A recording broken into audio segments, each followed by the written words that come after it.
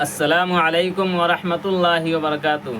آج کے اس ویڈیو میں ہم یہ سمجھیں گے کہ ہمیں اللہ تعالیٰ کی مدد کیسے ملے گی، کب ملے گی، وہ کون کون سے راستے اختیار کرنے پڑیں گے جس کی وجہ سے ہم دنیا میں کامیاب ہو جائیں اور آخرت میں بھی کامیاب ہو جائیں۔ کی باتیں ہمیں مٹانے کے لیے کون کون سے سازشیں رچ رہا ہے، ہمیں اس کے مقابلے میں کیا کرنا چاہیے، مقصد کیا ہے، ہمیں اللہ نے جو اس دنیا میں بھیجا ہے وہ کس مقصد کے تحت بھیجا ہے۔ انہی سب چیزوں کو قرآن و حدیث کی روشنی میں ڈاکٹر اسرار احمد صاحب کی زبانی سے اس ویڈیو میں ہم سمجھیں گے۔ گزارش یہ ہے کہ پوری ویڈیو کو ضرور سنیں، انشاءاللہ آپ کو اسلام کے تاریخ کے بارے میں اور بھی بہت ساری دین کی معلومات اس ویڈیو میں آپ کو ملے گی۔ آئیے ویڈیو کی شروعات کرتے ہیں۔ بسا اوقات بہت سی محنتوں کا نتیجہ انسان دیکھتا ہے کہ ضائع چلا گیا، میں نے 10 سال محنت کی، حاصل کوئی نہیں نکلا۔ یہ ثمرات کیا ہیں؟ محنتوں کے ثمرات کا ضیاع۔ کوشش آپ نے کی، قسمت کی خوبی دیکھی ہے، ٹوٹی کہاں کمن، 2-4 ہاتھ جب کے لبے بام رہ گئے۔ Be prepared. ایک شاعر کے یہ اشعار ہیں، وہ کمیونسٹ تھا، میں نام بھی نہیں لیتا، لیکن یہ کہ یہ اسی انقلابی، چونکہ ان کا بھی ایک انقلابی نظریہ ہے، انقلابی عمل میں یہ سارے مراحل آتے ہیں۔ کوئی سیٹ بیک آیا، فرض کیجئے کوئی ناکامی ہو گئی، تو اپنے ساتھیوں کو دل بندھانے کے لیے یہ فصل امیدوں کی ہمدم اس بار بھی غارت جائے گی، سب محنت صبحوں شاموں کی اب کے بھی اکارت جائے گی۔ میرے نبی کے ثمرات کا جو لفظ یہاں آیا ہے، وَنَقْصٍ مِّنَ الْأَمْوَالِ وَالْأَنفُسِ وَالثَّمَرَاتِ، سب محنت صبحوں شاموں کی اب کے بھی اکارت جائے گی۔ دھرتی کے کونوں کھدروں میں پھر اپنے لہو کی کھاد بھرو، پھر مٹی سینچو اشکوں سے، پھر اگلی رت کی فکر کرو، پھر اگلی رت کی فکر کرو، جب پھر ایک بار اجڑنا ہے۔ ایک فصل پکی تو بھر پایا، تب تک تو یہی کچھ کرنا ہے۔ ایک مقصد ہے سامنے، انقلاب برپا کرنا ہے۔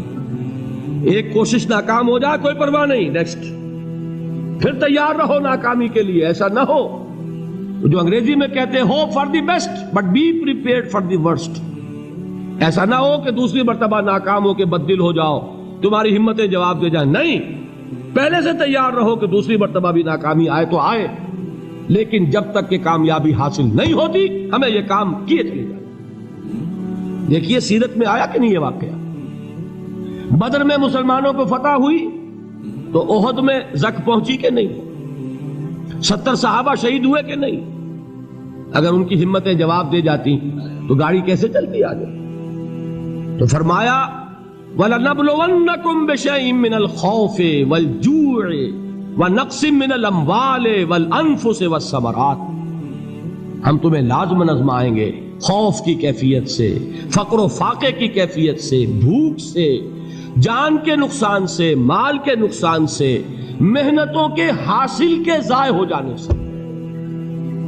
وَبَشِّرِ الصَّابِرِينَ، اور اے نبی بشارت دیجئے صبر کرنے والوں کو۔ الَّذِينَ إِذَا أَصَابَتْهُمْ مُصِيبَةٌ، وہ کہ جب ان پر کوئی تکلیف آئے، کوئی مصیبت آئے، کوئی آزمائش آئے، قالوا انا للہ وانا الیہ راجعون، وہ یہ کہیں کہ ہم اللہ ہی کے ہیں، اللہ ہی کی طرف لوٹ جانا ہے۔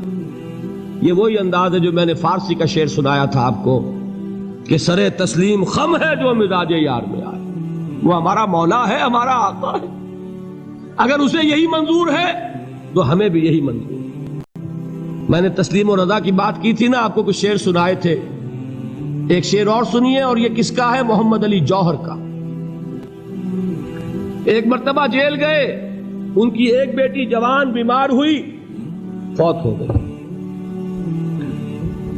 باہر چھوڑا انگریز نے، جاؤ بھائی دفن کر دو بیٹی کو۔ دوسری مرتبہ جیل گئے، دوسری جوان بیٹی اسی مرض میں مبتلا ہوئی۔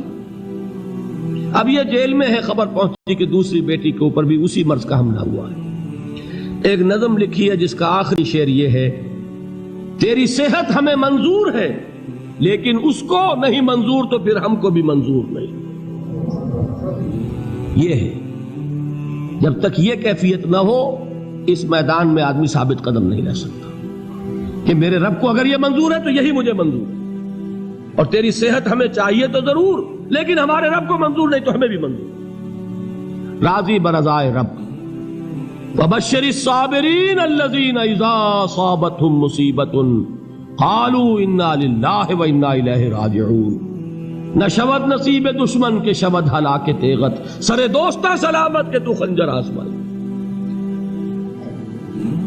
اولئک علیہم صلوات من ربہم ورحمہ، یہی ہے وہ لوگ جن پر ان کے رب کی طرف سے عنایتیں ہیں اور رحمتیں ہیں۔ وَأُولَٰئِكَ هُمُ الْمُهْتَدُونَ، اور یہی ہے وہ لوگ جو کامیاب ہونے والے ہیں، ہدایت پانے والے، ہدایت یافتہ۔ اسی سورہ بقرہ میں ذرا آگے چل کر، یہ تو ہے 20واں رکوع، 19واں رکوع، 21ویں رکوع کی پہلی آیت ہے لَيْسَ الْبِرَّ أَن تُوَلُّوا وُجُوهَكُمْ قِبَلَ الْمَشْرِقِ وَالْمَغْرِبِ وَلَٰكِنَّ الْبِرَّ مَنْ آمَنَ بِاللَّهِ وَالْيَوْمِ الْآخِرِ وَالْمَلَائِكَةِ وَالْكِتَابِ وَالنَّبِيِّينَ وَآتَى الْمَالَ عَلَىٰ حُبِّهِ ذَوِي الْقُرْبَىٰ وَالْيَتَامَىٰ وَالْمَسَاكِينَ وَابْنَ السَّبِيلِ وَالسَّائِلِينَ وَفِي الرِّقَابِ وَأَقَامَ الصَّلَاةَ وَآتَى الزَّكَاةَ وَالْمُوفُونَ بِعَهْدِهِمْ إِذَا عَاهَدُوا وَالصَّابِرِينَ فِي الْبَأْسَاءِ وَالضَّرَّاءِ وَحِينَ الْبَأْسِ۔ اب یہ آیت جو ہے سورۃ العصر میں جو مضامین آئے تھے سارے اس میں موجود ہیں۔ وہاں ایمان کا لفظ آیا، یہاں 5 ایمانیات کی تفصیل آ گئی، اعمال کی تفصیل آئی، اور آخری بات وہاں کیا ہے وَتَوَاصَوْا بِالصَّبْرِ، اور یہاں کیا ہے وَالصَّابِرِينَ فِي الْبَأْسَاءِ وَالضَّرَّاءِ وَحِينَ الْبَأْسِ، اور صبر کرنے والے، اصل نیکی ان کی ہے جو صبر کریں، کس میں؟ جنگ کے وقت، ذرائے، باسائے، باسا کہتے ہیں فقر اور فاقہ، واحد آئے گا باس تو اس کے معنی جنگ، اور باسا جمع میں آئے گا تو فاقہ، فقر، بھوک، اور ذرائے جسمانی تکلیف، ضرر، جسمانی تکلیفوں میں صبر کرنے والے، فقر اور فاقے میں صبر کرنے والے، اور جنگ کے وقت صبر کرنے والے۔ اولئک الذین صدقوا واولئک هم المتقون، یہ ہے وہ لوگ جو صبر کرنے والے ہیں، یہ ہے جو سچے ہیں، جو اپنے دعوے میں نیکی کے اور ایمان کے صادق ہیں، اور یہی وہ لوگ ہیں جو متقی۔ اگلی سورت ہے سورہ آل عمران، اس میں 2 لفظ آئے ہیں، آخری آیت یا ایھا الذین آمنوا اصبروا وصابروا ورابطوا واتقوا اللہ لعلکم تفلحون۔ دیکھیے یہاں صبر اور صابر، جو تعلق جہد اور جہاد کا ہے وہی ہے صبر اور مصابرت۔ صبر ایک طرفہ عمل ہے، آپ جھیل رہے ہیں، برداشت کر رہے ہیں، صبر علی المعصیہ، صبر علی الطاعہ، صبر علی الابتلاء، یہ سب کیا ہے؟ صبر۔ اور مصابرت کیا ہے؟ صبر کا صبر سے مقابلہ۔ یہ سورہ آل عمران، اب وقت نہیں ہے میں آپ کو سناتا اللہ تعالیٰ نے کیسے کیسے مسلمانوں سے کہا، مسلمانوں تمہیں زک پہنچی ہے تو انہیں بھی تو پہنچی تھی، ان کے 70 نہیں مارے گئے تھے بدر میں، ان کے حوصلے جو ہیں وہ تو پست نہیں ہوئے، وہ اگلے سال آ گئے تم پر چڑھائی کر کے، تم کیوں اتنا برا مان رہے ہو؟ تمہارے دل اتنے زخمی کیوں ہو گئے؟ تمہیں تکلیف پہنچتی ہے تو انہیں بھی پہنچتی ہے۔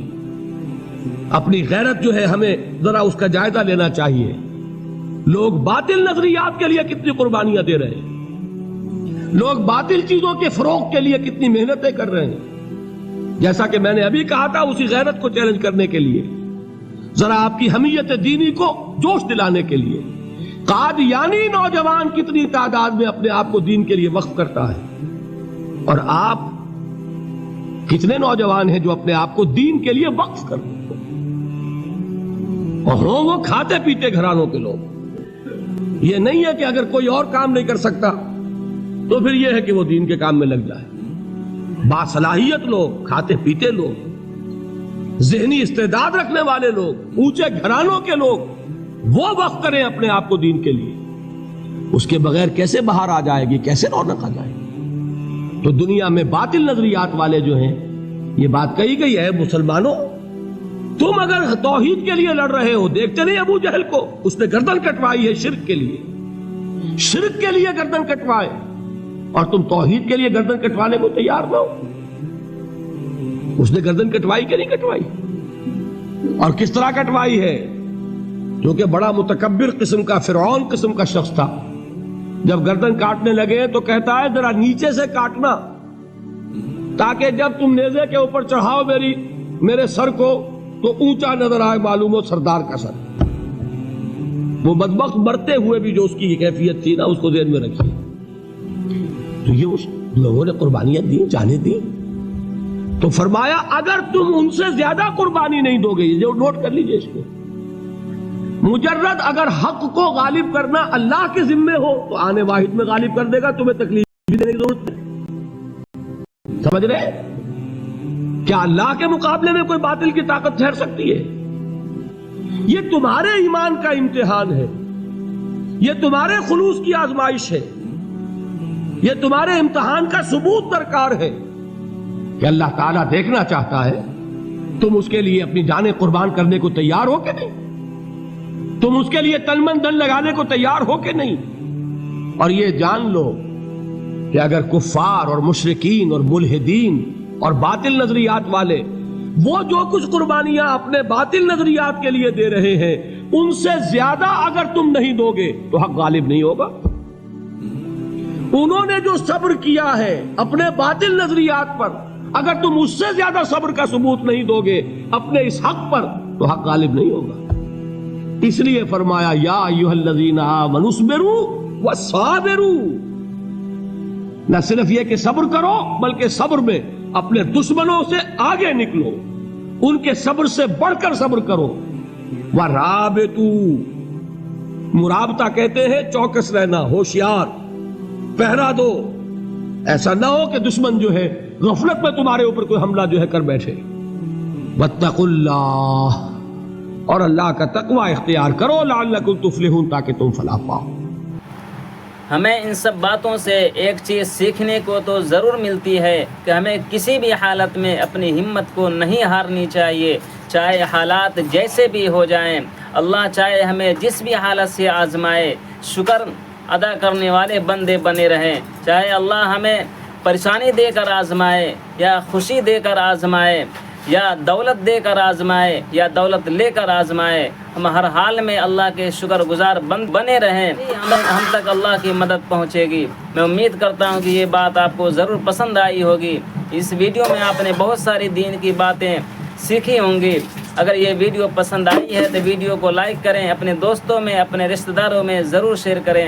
اگر ہمارے چینل پہ پہلی بار آئے ہیں تو ہمارے چینل کو ضرور سبسکرائب کریں. انشاءاللہ ہم آپ تک اچھی معلومات، دین کی صحیح معلومات وہ قرآن و حدیث کی روشنی میں بتائیں، ایسی ویڈیو لے کر آتے رہیں گے. تب تک کے لیے خدا حافظ.